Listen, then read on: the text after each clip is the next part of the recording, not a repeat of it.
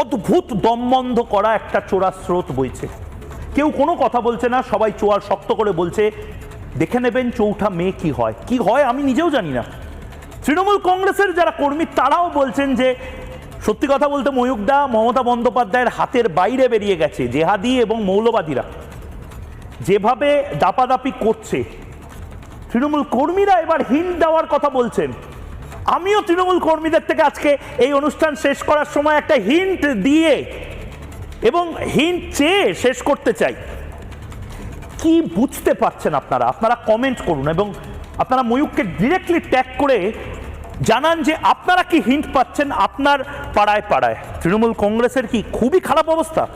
রাষ্ট্রবাদীরা কি এককাট্টা হচ্ছে, এবং সেটা বিজেপি, তৃণমূল কংগ্রেস, সিপিএম নির্বিশেষে?